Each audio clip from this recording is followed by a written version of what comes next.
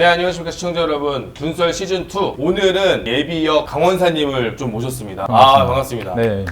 여러분 좀 아실지 모르겠지만 그 국방TV에서 한때 그 아나운서로 네네. 저는 이제 국방TV 자주 시청을 해가지고 그러셨어요? 낯이 있습니다. 예. 네, 근데 또 실물로 뵈니까 어떻게 이런 분이 원사란, 제가 생각하는 원사와 워낙 또 동안이신 것 같아요. 뭐 과찬의 말씀이시고요. 네, 한번 자기소개 한번 해주시죠. 네, 반갑습니다. 아까 우리 진행자께서 소개해 주신 예비역 강경일 원사입니다. 지금은 한국 메타버스 연구원에서 책임 연구원으로 일하고 있습니다. 반갑습니다. 반갑습니다. 그러면 네. 강원사님은 몇 년도 군번으로 이제 임관을 하신 건가요? 제가 일단은 그 부사관으로 먼저 임관한 게 아니라 네. 병으로 입대했어요. 그래서 1997년도에 97년이요? 네, 1997년도 3월에 네. 강원도 춘천 백이보충대로 네. 당당하게 입소를 했죠. 그래서 지금 군생활 한 24년 4개월 정도 하고 네. 전역을 했습니다. 그러면 병으로 처음에 어디로 가신 겁니까? 2사단 신병교육대 조교로 제가 또 생활을 했고 네. 거기서 한 상병 때까지 근무하다가 군생활이 너무 잘 맞는 것 같아서 바로 부사관 지원해가지고 그때가 20살이었나요? 그때가 제가 대학교를 다니다가 네. 갔던 시기라서 21살 때였을 겁니다. 와, 그러면 현역 부사관으로 98년도에 임관하신 건가요? 그렇죠. 98년도 2월에 임관을 했죠. 와, 그러면은 그때 뭐 IMF 때문에 그러신 건가요? 아니면은 IMF 영향도 좀 없지 않아 있었죠. 네. 와, 그럼 98년도에 하사로 임관을 하셔서 네. 그러면 이제 보병으로 임관을 하신 거죠? 네. 전투 보병으로 입영을 했죠. 네. 그리고 이제 쭉 계속 이사단에서 계신 건가요? 아니면 네, 이사단에서 한 11년 있다가 이사단에서만 11년이요? 예, 2008년도에 국방부로 나왔습니다. 예. 그럼 이 국방부로 어떻게 나오시게 된 계기가 어떻게 되는 거예요? 이게 보병이신데? 이게 어떻게 보면 군에 대한 특성을 잘 모르시다 보면은 설명하기가 좀 복잡하긴 한데 저희는 이제 진급자 교류 제도가 있었습니다. 네네. 제 2007년도에 상사 진급이 돼서 진급을 하게 되면 해당 지역, 즉 강원도 지역에서 근무하다가 서울이나 뭐 전라도나 다른 지역으로 이동을 할 수가 있어요. 그때 이제 제가 원래 이제 서울이 고향이었기 때문에 서울로 지원을 했었죠. 그런데 그때 당시에 이제 국방부 의장대 소대장 자리가 진급자 교류 중에서도 선발직위로 이제 포함이 돼서 육군본부에서 연락을 받아서 지원을 했죠. 다행히 좀 부모님이 물려주신 유전적인 이유로 인해서 키가 좀 크다 보니까 그렇죠. 의장대는 키가 커야죠. 네네네. 그래서 국방부 의장대 소대장으로 선발이 돼서 2008년 5월에 국방부 의장대 소대장으로 전입을 가게 됐습니다. 와, 국방부 의장대 소대장이면은 용산에서 근무하는 거 아닙니까? 예. 지금 많이 핫한 용산 국방부 그 영내에 국방부 의장대가 주둔하고 있습니다. 가족분도 상당히 좋아하셨겠네요. 엄청 좋아했죠. 근데 또 의장대에서 거의 근 8년을 근무하시고 네네. 그리고 이제 앵커로 나오시지 않았습니까? 국방TV 네네네네. 이것도 과정이 또 어떻게 되는 겁니까? 쉽지 않은 결정이었죠. 왜냐하면 이제 그때 당시에는 국방부 의장대에서 근무를 하면서 청와대 행사, 국빈 행사 뭐 이런 것들을 실제 소대장으로서 또 관리하는 입장에서 행사를 참여를 했었고 또 의전 행사 담당관을 하면서 수많은 행사들을 지원을 하고 기획을 하고 이런 역할을 했었습니다. 그런 활동을 하면서 자연스럽게 국방홍보원의 프로그램이나 국방뉴스를 진행하는 환경하고 굉장히 밀접하게 접근을 할 수 있었어요. 국방부 행사나 청와대 행사나 합참 행사나 이런 걸 하다 보면은 취재도 오고 같이 이렇게 공동으로 행사도 하고 하다 보니까 그러면서 이제 자연스럽게 기회가 되면 언젠가는 한번 부사관으로서 뉴스를 진행하고 싶다라는 생각이 들었죠. 그런데 마침 제가 2016년도에 들어갔었는데 그때 그 전에 있었던 부사관 현역 앵커가 전역을 하면서 이제 공석이 생겼어요. 그래서 이제 저도 그때 당시 한 40살, 41살 정도 됐을 때였는데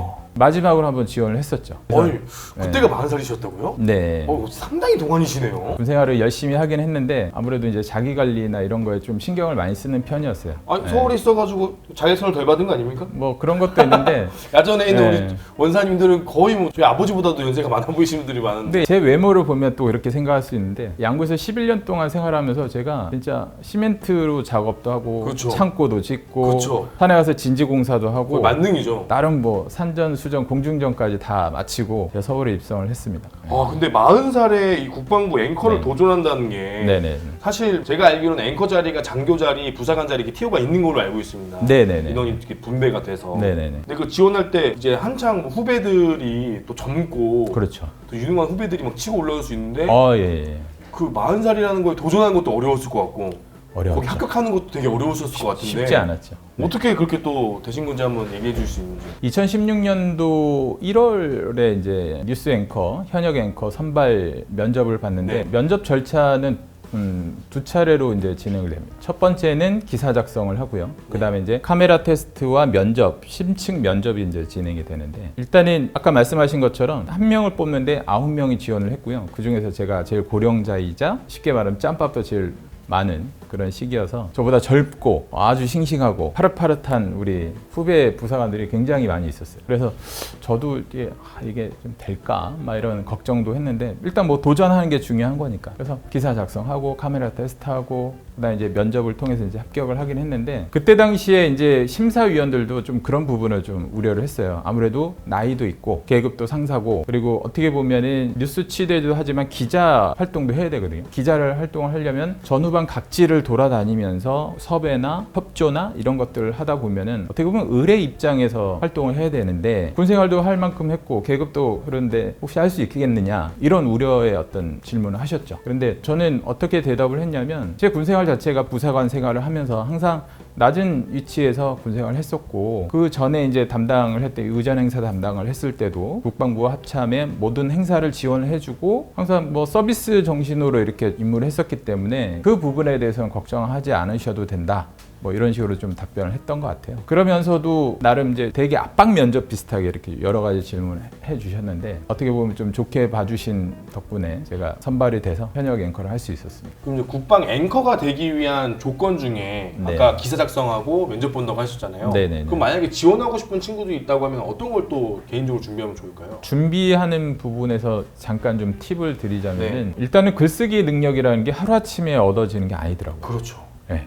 왜냐하면 기사를 전달함에 있어서 메시지가 분명해야 되고 기승전결이 들어가야 되고 표준어를 사용해야 되며 그다음에 맞춤법이나 이런 것도 다 맞춰서 이렇게 진행해야 되다 보니까 평상시에 그렇게 하기 위해서는 글을 많이 쓸 수밖에 없고 또 책을 많이 읽어야 되는 게 기본적으로 갖춰져야 됩니다. 그리고 말하는 거에 대한 부분이 중요한데 말하는 거를 갑자기 또 사투리를 쓰다가 아니면은 부정확한 발음을 하다가 이걸 고치기에는 굉장히 어려워요. 저도 그나마 현역 앵커를 지원함에 있어서 도움이 됐던 이유는 제가 신병교육대에서 교관 생활을 한 7년 정도 했던 경험이 있다 보니까 그때 자연스럽게 말하는 연습 또 정확하게 전달을 하려고 했던 연습 이런 것들이 자연스럽게 됐던 것 같아요. 결국에는 말하는 연습인데 그걸 어느 순간에 한 번에 이렇게 다 하기는 어려워도 일정 기간에 만약 진짜 자기가 지원을 한다라고 하면은 섀도잉이라고 해서 자기가 뉴스 앵커로 표준화할 수 있는 공중파도 좋고 종편도 좋고 할 수 있는 앵커 한 명을 선정을 해서 똑같이 따라하는 겁니다. 예, 똑같이 따라하다 보면은 표준화된 앵커와 함께 자기가 동일시 될 수 있는 연습 효과가 있는 거죠. 그러면서 계속 자기의 목소리를 녹음을 하고 고치고 녹음을 하고 고치고 이런 연습들이 필요합니다. 요즘엔 뭐 스마트폰이나 이런 것들이 워낙에 화질도 좋고 녹화할 수 있는 기능들이 많기 때문에